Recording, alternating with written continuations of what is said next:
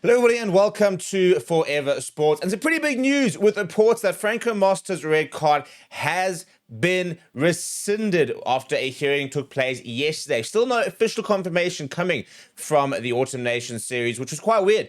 Even going to bed last night, the fact that there hadn't been a press release basically regarding the hearing probably prompted ideas the fact that maybe it had been rescinded, because that usually takes a little bit of time. For example, we already heard that Josh Adams' red card has been upheld and a suspension has been given. Last year, Lourdes Diago was also wrapped up on a Tuesday, and the fact that Franco Mostert was not released yesterday indicated that something quite big was going to happen with the hearing. And now reports coming out saying that if the red card has been downgraded to a yellow, it's basically saying if they managed to prove that there was no head contact. Before we get into it, please do smash a like on the video. Please do subscribe to the channel as well.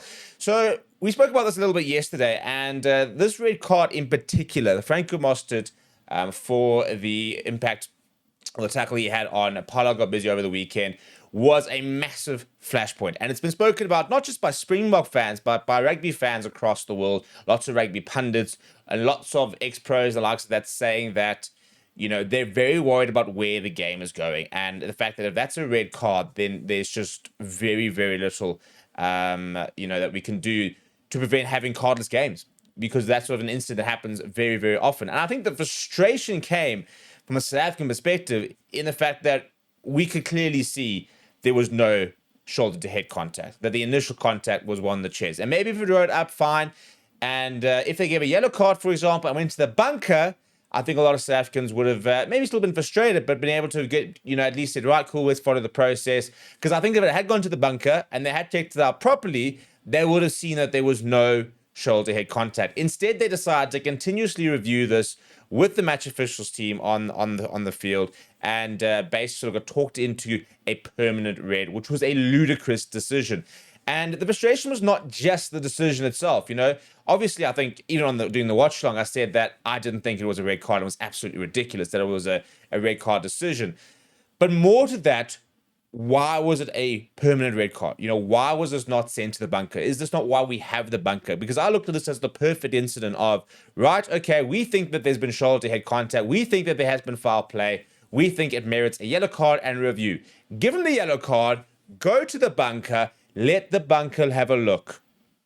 Because as soon as that happens, it is going to be a 20-minute red card, likely, at absolute worst. And that's kind of the whole point, wasn't it? To be able to have this 20-minute red card, which I don't agree with, by the way. I don't like 20-minute red cards. I think the whole thing is stupid. I quite like the concept of the bunker. I like the fact that, we can come to a decision and say, right, we think it's a yellow, go to the bin and let somebody else verify whether it's a red card or not, and it speeds up the game of play. That's kind of the whole point. So I like the concept of the bunker. I don't really like the implementation of it, but I like the concept of it. If we find something that meets the yellow card threshold, a player goes into the bin and somebody looks at it properly, with lots of scrutiny, and spends 4 or 5 minutes literally playing the same 4 seconds, probably 2 seconds really, but the entire build-up over and over again from every single possible angle, and then be able to judge what actually happened. And I think that's far more valuable than a referee looking at a big screen when they're surrounded by 30, 40,000 people, 30 people on the field, coaches barking at them, captains barking at them. That's the whole point of a bunker. Hence the actual term bunker, is that somebody is sitting in a room by themselves without any external influence looking at the facts. And I think if that had happened, they would have very clearly seen that it was not shoulder to head, and it would have remained at a yellow card. We would have had, gone back to 15 and been down to 14 for 10 minutes later. And we would have spent basically 20 minutes of the game down to 14, not 70 minutes of the game, as well as 10 minutes of those 70 minutes down to 13 men. Because I think it was a pretty clear decision. And I spoke about it yesterday, the fact that this decision had to be rescinded. If World Rugby were to keep any sort of,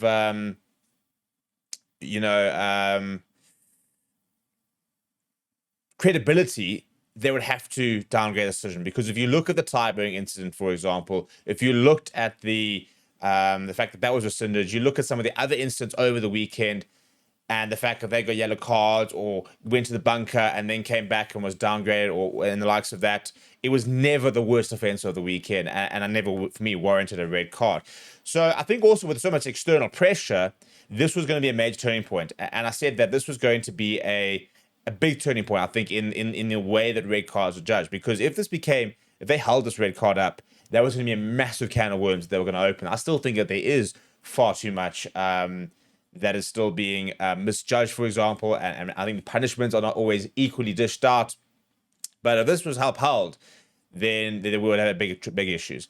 And they have rescinded the red card. I think probably 50% because it wasn't a red card, 50% due to external pressure.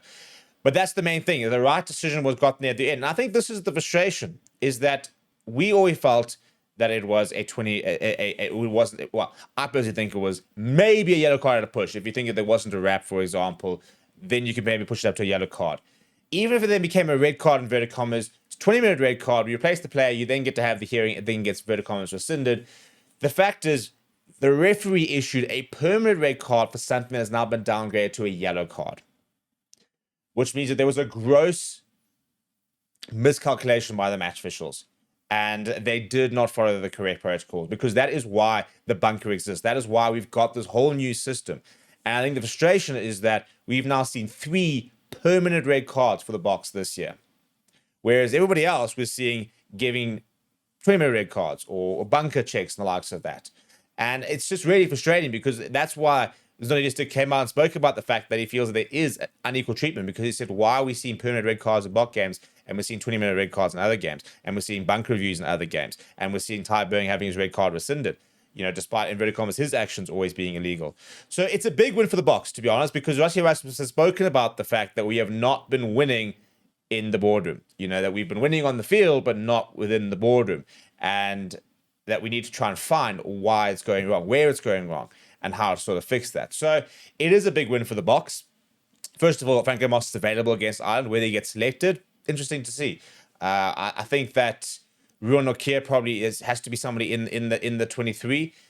I think that we probably want to try and make sure we got Andre Estes and Kwak Smith on the bench. I'm not sure there's actually space for Franco Mostert this weekend, but the fact is he is available. So let's say Ruan Nokia gets picked and picks up a late injury, he could slot in there. And, it also, moving forward from a disciplinary record, it means that it just goes down as a yellow and doesn't go into his disciplinary record, really. So it's a huge positive for the Boks. And I was quite frustrated when I was actually reading the Lourdes Diaga decision again. And the fact that Felix Jones was present, that Jaco Paper was present, that there were lawyers present. And this is where the Boks are very, very astute, because Felix Jones is actually part of the sort of whole end injuries sort of committee and the likes of that, and he's taken part in that program. Jaco Paper is a former referee, for example, so he gets to go and give that perspective. So the Boks have got quite a strong team when it comes to dealing with these sort of disciplinary scenarios. Unfortunately, they did not get the desired results against Lourdes Diaga, but at least a week later, they have gotten the desired results against Franco Mostert. I don't think this necessarily compensates for the unending vessels ban, for example, that we've got at the moment. But, there was so much scrutiny about the alleged bias against Springboks and the unequal treatment at the moment, that if this was held up, it was going to be basically, we're already down a rabbit hole, but this was going to snowball into a huge whiplash for World Rugby. So they've tried to, well, not necessarily World Rugby, because it's actually an alternation series thing, but similarly, for example, there was a lot of eyeballs on this case. So we wait to find out what the official call is, but from what we understand is that it has been rescinded, that he is available this weekend, and as soon as we get official confirmation and we get the press release from the alternation series, we will let you know as well. What do you think of the entire process? What do you think of the decision? Let me know down in the comments below. Smash a like on the video. Subscribe to the channel as well. Thank you very much for watching. My name is Steve. I'll chat to you soon.